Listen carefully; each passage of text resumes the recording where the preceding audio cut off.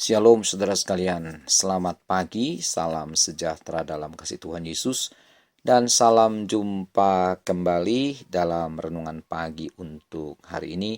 Mari kita berdoa sebelum firman Tuhan disampaikan. Bapa di surga, di dalam nama Tuhan Yesus Kristus, kami datang kepada Tuhan dan kami mohon berikanlah firman-Mu kepada kami untuk menuntun kami hidup di dalam kebenaran-Mu, sehingga hidup kami berkenan di hadapan Tuhan. Urapi dan pakai hamba-Mu ya Tuhan untuk dapat memaparkan firman-Mu ini, sehingga menjadi berkat bagi banyak orang. Terpujilah Tuhan, di dalam nama Tuhan Yesus Kristus kami telah berdoa. Amin. Nah, baik saudara-saudara, mari kita lanjutkan lagi pembahasan kita mengenai Amsal 20 ayat 30. Amsal 20 ayat 30 yang berkata begini, bilur-bilur yang berdarah membersihkan kejahatan, dan pukulan membersihkan lubuk hati. Kalimat ini sudah diterangkan beberapa hari yang lalu. Maknanya adalah orang-orang yang berbuat jahat, kalau tidak bertobat, nanti dapat pukulan dari Tuhan, sehingga ia menderita. Nah, ketika ia menderita itu, ia baru sadar bahwa ia harus segera bertobat dari perbuatan-perbuatan jahatnya. Dengan demikian, hidupnya jadi berubah dan hatinya jadi bersih. Kalau begitu, pukulan Tuhan itu berguna untuk merubah kelakuan orang yang jahat menjadi baik dan membersihkan hati seseorang yang tadinya bengkok. Nah, pelajaran untuk kita, saudara-saudara, jangan kita berbuat jahat, jangan kita berbuat curang. Seandainya saat ini kita hidup di dalam dosa, di dalam kejahatan, di dalam kecurangan, hendaklah kita bertobat lalu minta ampun kepada Tuhan. Kalau tidak bertobat, nanti Tuhan akan memukul kita, menghajar kita, dan membuat kita menderita. Dan jangan sampai kita dipukul dulu oleh Tuhan baru kita sadar. Baiklah, sebelum kita dipukul oleh Tuhan, kita mau sujud di kaki Tuhan, mengakui segala salah dan dosa kita, lalu minta ampun kepada Tuhan, dan jangan berbuat lagi. Nanti Tuhan akan bukan cuma mengampuni kita, tetapi juga memulihkan kita, serta memberkati kita. Sebab Allah kita memang Allah yang baik, saudara sekalian. Tuhan tidak pernah menolak orang jahat datang kepadanya, kalau orang jahat itu mau bertobat kepada Tuhan. Tuhan tidak peduli dengan dosa kita, seberat apapun perbuatan-perbuatan dosa kita, sehebat apapun kejahatan kita, saudara-saudara, kalau kita datang kepada Tuhan, mengaku dosa lalu minta ampun kepadanya, maka Tuhan menerima kita, serta Tuhan mengampuni kita. Tuhan melupakan segala salah dan dosa kita, dan Tuhan akan menyucikan hati kita. Puji Tuhan. Nah, sekarang seperti janji saya di 2 hari yang lalu, hari ini kita akan bahas orang-orang yang dipukul Tuhan karena perbuatan jahatnya. Lalu setelah itu baru orang-orang tersebut bertobat. Mari kita lihat yang pertama, yaitu Filemon. Oh, mohon maaf, maksud saya Onesimus. Kita baca tentang Onesimus ini dalam surat Filemon pasal 1. Mari kita buka Filemon pasal 1, ayat 9 bagian akhir, sampai ayat 19. Filemon pasal 1, ayat 9 bagian akhir sampai ayat 19. Saya bacakan bagi saudara, begini bunyinya. Aku Paulus yang sudah menjadi tua, lagi pula sekarang dipenjarakan karena Kristus Yesus, mengajukan permintaan kepadamu mengenai anakku yang kudapat selagi aku dalam penjara, yakni Onesimus. Dahulu memang dia tidak berguna bagimu, tetapi sekarang sangat berguna baik bagimu maupun bagiku. Dia kusuruh kembali kepadamu, dia yaitu buah hatiku. Sebenarnya aku mau menahan dia di sini sebagai gantimu untuk melayani aku selama aku dipenjarakan karena Injil.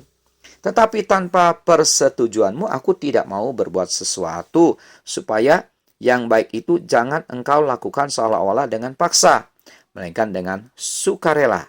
Sebab mungkin karena itulah dia dipisahkan sejenak daripadamu, supaya engkau dapat menerimanya untuk selama-lamanya. Bukan lagi sebagai hamba, melainkan lebih daripada hamba, Itu sebagai saudara yang kekasih. Bagiku sudah demikian, apalagi bagimu, baik secara manusia maupun di dalam Tuhan. Kalau engkau menganggap aku temanmu seiman, terimalah dia seperti aku sendiri. Dan kalau dia sudah merugikan engkau, ataupun berhutang padamu, tanggungkanlah semuanya itu kepadaku. Aku Paulus menjaminnya dengan tulisan tanganku sendiri. Aku akan membayarnya, agar jangan kukatakan tanggungkanlah semuanya itu kepadamu. Karena engkau berhutang padaku, yaitu dirimu sendiri. Saudara-saudara, di sini Paulus menceritakan tentang seorang yang bernama Onesimus. Onesimus ini adalah seorang yang bekerja pada Filemon. Tapi sayang, Onesimus ini tidak jujur. Mungkin dia mencuri barang-barang yang ada di rumah Filemon. Onesimus ini seorang yang jahat. Karena itu, Filemon memenjarakan dia. Jelas, saudara-saudara, orang jahat, kalau tidak berhenti dari kejahatannya, dia akan masuk ke dalam penjara. Dan penjara ini tentu merupakan pukulan bagi Onesimus, karena Onesimus berbuat jahat. Jadi, kesimpulannya, saudara-saudara, Onesimus ini masuk penjara karena perbuatannya sendiri, kesalahannya sendiri, akibat dari kejahatannya sendiri. Dan ada banyak, saudara-saudara, orang yang menderita atau mengalami kesusahan, kesulitan, kesukaran akibat perbuatannya sendiri. Nah, ini perhatian bagi kita, saudara sekalian. Janganlah kita nanti menjadi susah atau menderita karena kita berbuat jahat. Catat baik-baik. Perbuatan jahat akan membawa kita manusia masuk dalam penderitaan. Karenanya, jangan berbuat jahat. Jangan curang. Jangan melakukan hal-hal yang melanggar hukum. Jangan merugikan orang. Pokoknya segala bentuk hal-hal negatif jangan dilakukan, saudara-saudara. Dengan demikian, Onesimus harus menjalani hukuman di penjara. Dan Filemonlah yang membuat Onesimus ini masuk penjara. Rupa-rupanya, saudara-saudara, kerugian yang ditimbulkan oleh kejahatan Onesimus terhadap Filemon jumlahnya cukup banyak, cukup besar. Sehingga tentu saja Filemon marah dan melaporkan kepada yang berwajib. Lalu singkat cerita, Onesimus harus menjalani hukum. Saya ulangi, Onesimus harus menjalani hukuman di dalam penjara. Nah, apa yang terjadi, saudara-saudara? Di dalam penjara, Onesimus ini bertemu dengan Paulus. Paulus juga di penjara. Siapa Paulus? Rasul. Seorang yang dipakai Tuhan, hamba Allah yang luar biasa, yang hidupnya benar dan berkenan kepada Tuhan. Lah, kok bisa orang benar masuk penjara? Ternyata bisa, saudara-saudara. Di dunia ini seringkali terjadi ketidakadilan. Dari zaman dulu sampai zaman sekarang. Ada orang yang benar jadi salah. Ada orang yang salah jadi benar. Sehingga jangan kaget. Ada orang-orang benar yang tidak berbuat salah malah masuk penjara, kena hukuman. Dan Paulus adalah salah satu contohnya. Dia masuk penjara karena memberitakan Injil. Paulus tidak takut dihukum. Tidak takut mengalami penderitaan hebat. Karena ia telah memberitakan tentang Kristus. Memberitakan keselamatan. Sehingga banyak jiwa dimenangkan untuk kerajaan sorga. Nah, ketika Paulus di penjara, dia berjumpa dengan Onesimus. Maka dibimbingnya lah Onesimus sang penjahat itu. Apa yang terjadi, saudara-saudara? Singkat cerita, terjadi pertobatan hebat dalam diri Onesimus. Sehingga Onesimus sekarang menjadi baru. Tidak sama lagi dengan dahulu. Pikirannya sudah diubah oleh Tuhan. Perilakunya juga menjadi baik. Hidupnya betul-betul berbeda 180 derajat dengan dahulu ketika ia masih bekerja di rumah Filemon. Bahkan sekarang Paulus menyurati Filemon untuk menganjurkan Filemon menerima kembali Onesimus bekerja pada Filemon. Bahkan, saudara-saudara, Paulus memberikan jaminan kepada Filemon.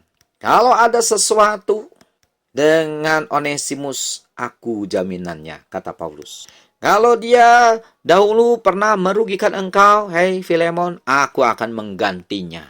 Hebat sekali ini hamba Tuhan yang bernama Paulus, saudara-saudara.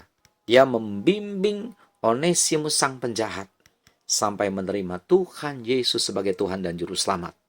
Tiap hari didoakannya ini Onesimus. Diberikannya lah firman Tuhan.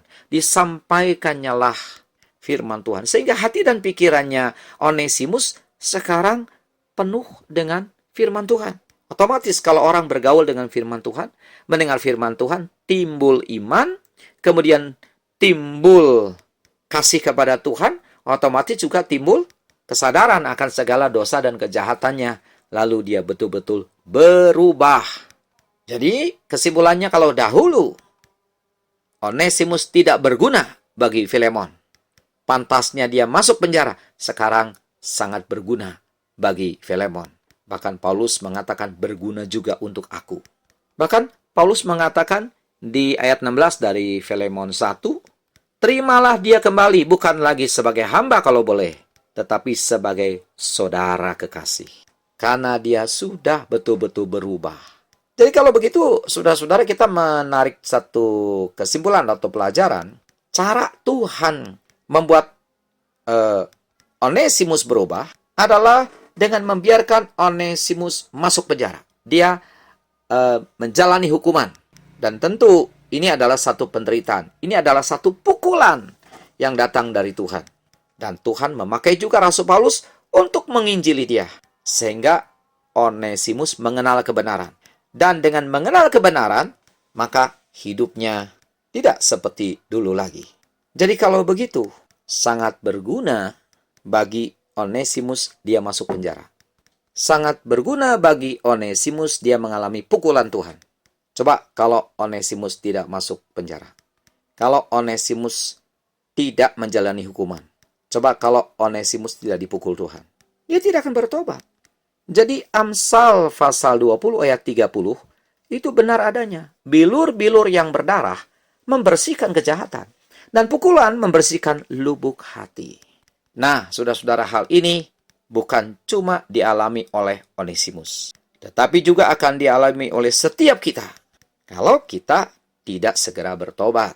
Dan bagi saudara-saudara yang saat ini mungkin hidup di dalam kejahatan, hidup di dalam dosa. Awas-awaslah. Mungkin besok lusa Tuhan pukul kita, saudara.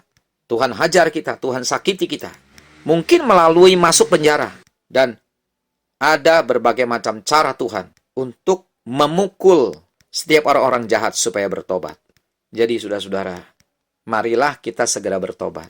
Lebih baik mencegah daripada mengobati. Kalau kita segera bertobat, minta ampun, mengaku dosa, Tuhan akan ampuni kita, saudara-saudara. Dan walaupun mungkin hukuman tetap harus dijalani, tetapi kesananya akan menjadi indah adanya. Saudara-saudara, dan kita semua akan menjadi orang yang berguna. Sama seperti Onesimus. Dahulu tidak berguna, sekarang berguna. Itulah, saudara, hasil didikan Tuhan, hasil hajaran Tuhan, membuat orang jadi baik, jadi berguna, dan menjadi berkat. Onesimus sekarang menjadi berkat bagi Filemon. Dan juga berguna bagi Rasul Paulus. Kiranya Tuhan menolong kita, saudara-saudara, untuk kita tetap hidup di dalam kebenaran. Tuhan memberkati, dan mari kita berdoa. Terima kasih Tuhan untuk firman Tuhan yang datang bagi kami saat ini. Kami mau belajar hidup di dalam kebenaran. Tolonglah kami Tuhan. Sekiranya kami telah berbuat dosa, kami telah berbuat kejahatan, ampunilah kami Tuhan. Roh Kudus kiranya memampukan kami untuk kami tidak lagi mengulangi perbuatan-perbuatan jahat itu. Kami rindu menyukakan hati Tuhan.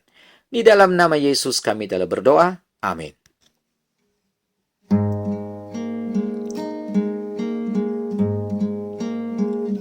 Di hatimu terukir namaku, di matamu terlukis wajahku. Bukan karena kuat gagahku, namun hanya karena kemurahan-Mu. Meski terkadang aku terjatuh, tak pernah lelah Kau hampiriku, memelukku dengan cintamu. Betapa besar mulia kasih-Mu. Bagimu Tuhan segala pujian,